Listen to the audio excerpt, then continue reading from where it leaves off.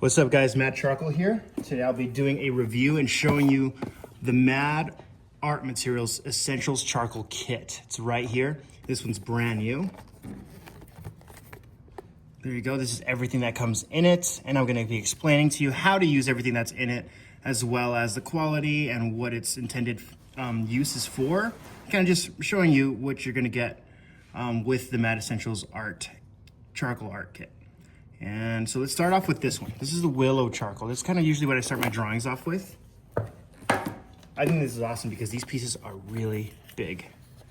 These are really big pieces of willow charcoal. I'm gonna try to not be as biased as I want to be, because this is obviously my charcoal drawing material that I developed personally with my brand as Mad Charcoal. And so let's crack this in half and start drawing with it.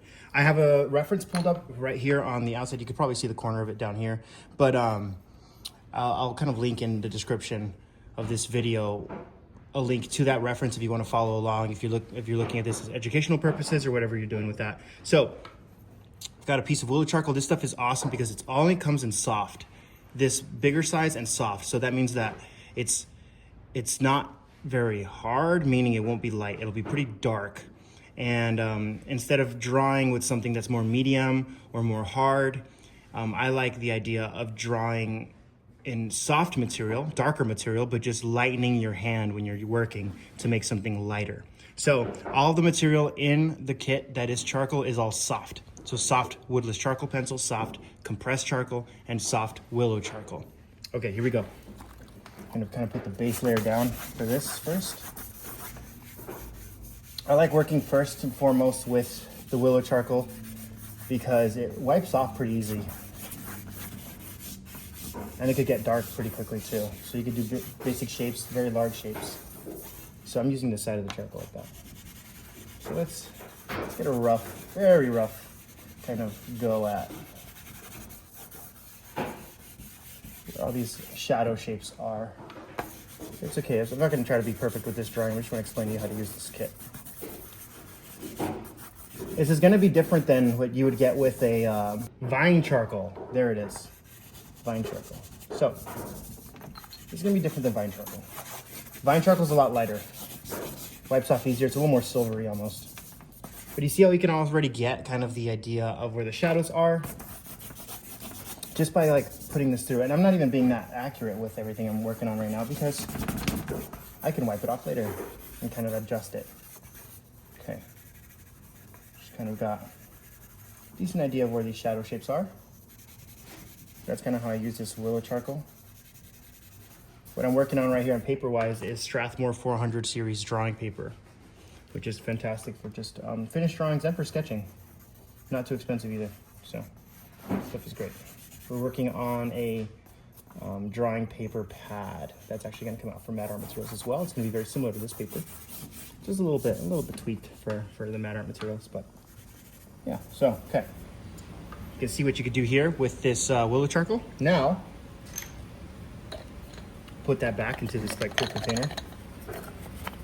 I love the branding on it. That's what I'm passionate about.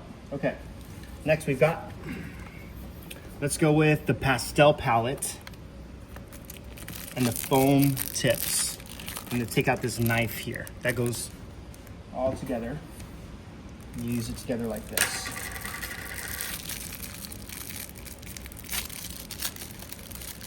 Okay. Here is the foam tip. You slide it right here onto the pastel palette knife. Open up the pastel palette like this. Look at that. Brand new, buttery smooth.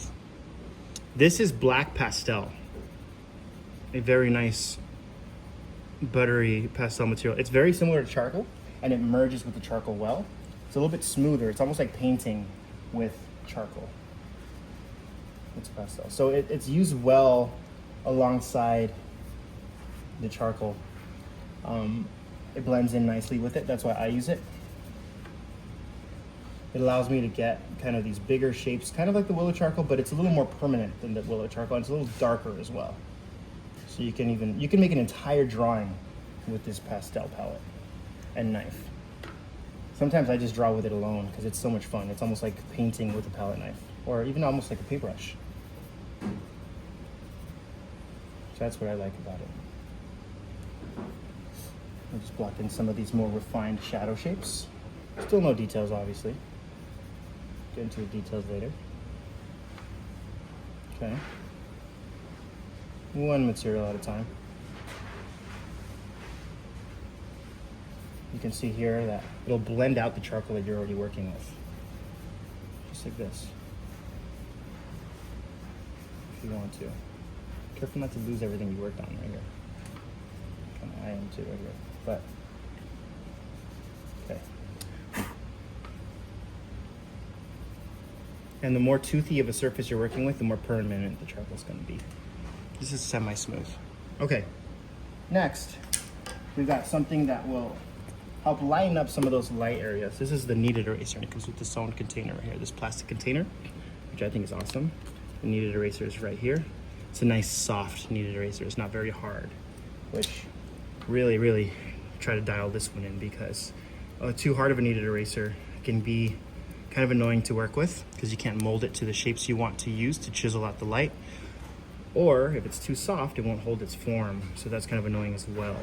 So this is an eraser that works great with charcoal because it doesn't leave any crumbs or residue, and it cleans itself as you do this. Obviously it won't clean itself forever. It will eventually turn black, but still be usable. But it does clean itself as you need it. That's what's called a kneaded eraser. Let's make it into a chisel shape. Start to pop in some of those light areas.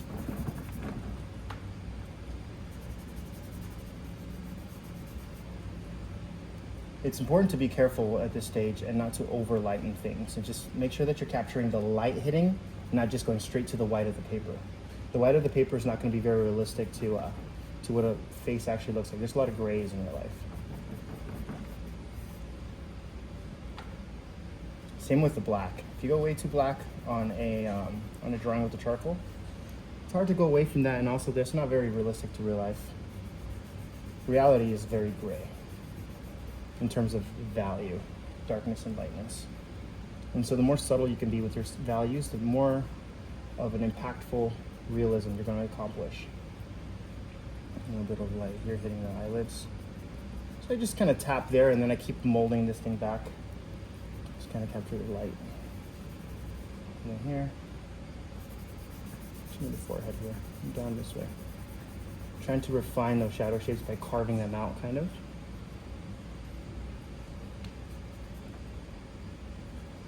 Before we get into other material, I spend a lot of time with the kneaded eraser drawing. It's drawing with the kneaded eraser. A lot of people think that kneaded erasers, or even erasers in general, are supposed to be used as kind of mistake solvers, kind of remove the place where you messed up. But really, I think it's better to look at it as another tool for drawing, like a chisel almost. When you're working on a sculpture, you're removing material to create a different form, to sharpen a form, depending on what you're doing. So right now I'm doing it so that it's like almost like light is starting to hit those areas. Making this drawing very basically just structural, not very interesting in other ways maybe, but maybe pop in a little bit of that light hitting the hair there, maybe here too, just a little bit of maybe the ears here too, just kind of hinting at that. Nothing too crazy, but if you want something to really look like a highlight, what you do is you just go over it a few more times, develop it until it brightens up. Like the tip of the nose here, we could just kind of go over it over and over again and over again. There we go. Now we've got a little bit of a highlight on the tip of the nose. You can do that here too, where the chin is. There's a little bit of a highlight there. Okay, so that's the kneaded eraser. Fantastic tool, one of my favorites. Actually, everything in that is essential. That's why it's called the Essentials Art Kit. Okay, next we've got this. Compressed charcoal. Mad compressed charcoal. Very basic. It's kind of the stuff, it comes with 3 here. You can see that there. That's the one I grabbed from right there. It comes with 3 so that you can really use it as much as you can. This is the basic stuff that I think is gonna get you the darkest in your, let's crack it. It's gonna get you the darkest block-ins for like the deepest shadows, right? In value. You can make a whole drawing with this as well. I like to use the edge of it kind of for more detail angle lines, and then you could block in right after that. Now it's not going to get as detailed as the Woodless charcoal pencil, which we'll try in a bit, but you can get really dark here and it doesn't really rub off or erase very easily. You can lighten it for sure, but since it doesn't really do that, it's probably not the best stuff to work on the drawing right away with at the first stages. You probably want to work your way into the compressed charcoal, since it's so dark. It gets so dark so quickly. And this is soft, just soft, like I said earlier. It's not, there's no medium, there's no hard. I just reduced everything to the essentials. The essential is the soft, because with a hard material, you can't get very dark. But with the dark material, like a soft material, you can get light if you know how to control it. So it's better to be able to have that range of values that you can kind of produce with the material, and being able to control yourself with your draftsman skill sets. And even if you're just enjoying yourself and not really trying to get so much better at art, but you're just trying to enjoy yourself doing some messy charcoal drawing and having fun with it, then you can know that this is everything you need. Professional or not, or aspiring artists or just hobbyists, it doesn't matter. You know this stuff is going to be good quality. And so I kind of like to rub out kind of those texture marks that it kind of gives.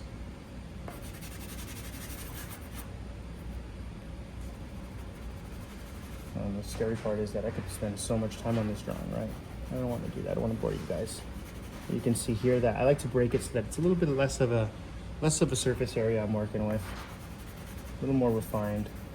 You can use the whole stick if you want, if you're really covering a big area of black or something along those lines, but this gives me a little more control when I'm working with it.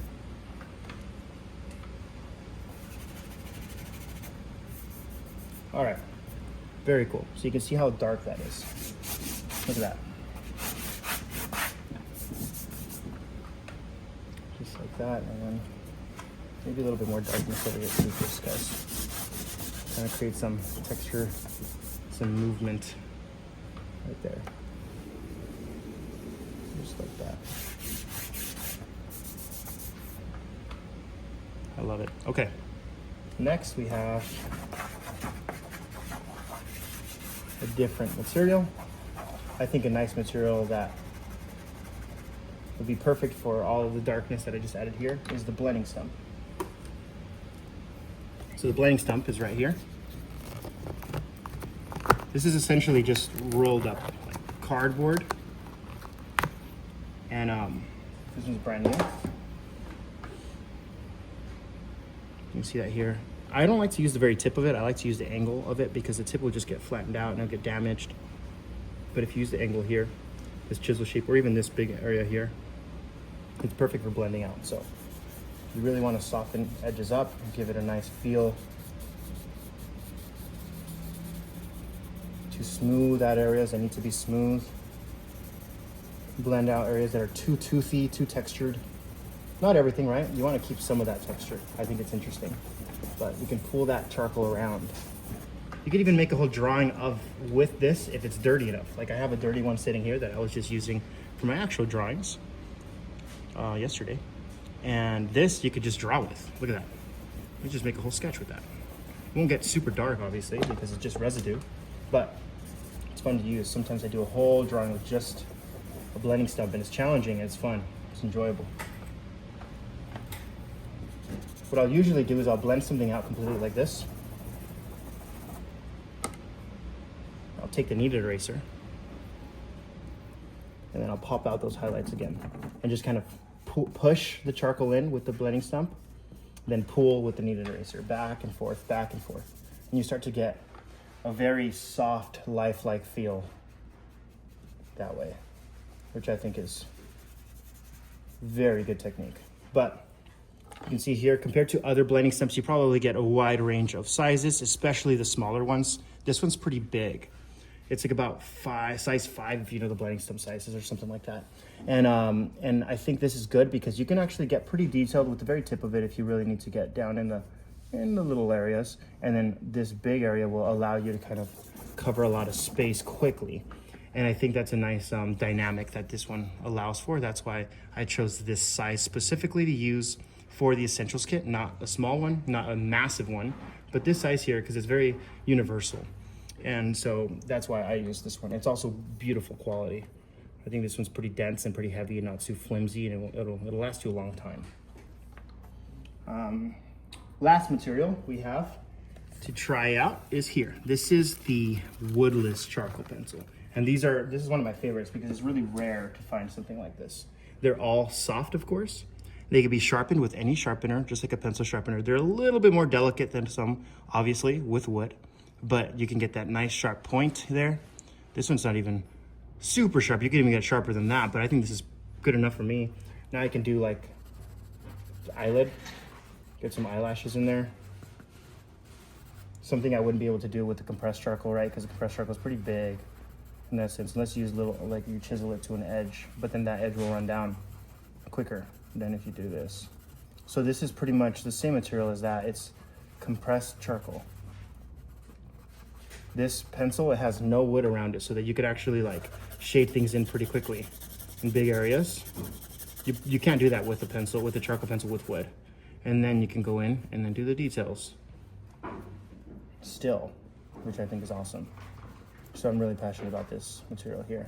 It's very rare to find this. You probably can't even find it at most of your art stores. Only a few brands kind of carry that.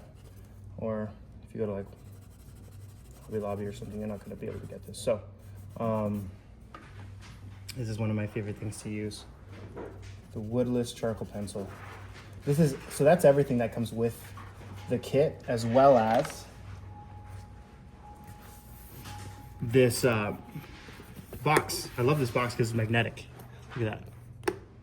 Magnetic, so you can reuse it. And you can even pull out this whole charcoal, this whole foam kind of, you could put stuff back in here to use it again and protect it. But if you just have scraps or something like that and you need a new kit, you can just pull this out and use this as your kind of scrap material where you drop all your tiny pieces of charcoal like I have here, like these little pieces here, and then just kind of carry them in here and reuse this box, which is awesome. It's got the black on black branding with the gloss black logo and the black box. It's like a charcoal black, a dark gray. So that's the whole kit. You also get these extra 4, so it comes with 5 foam tips for your pastel palette knife and your pastel. And that's the whole kit there.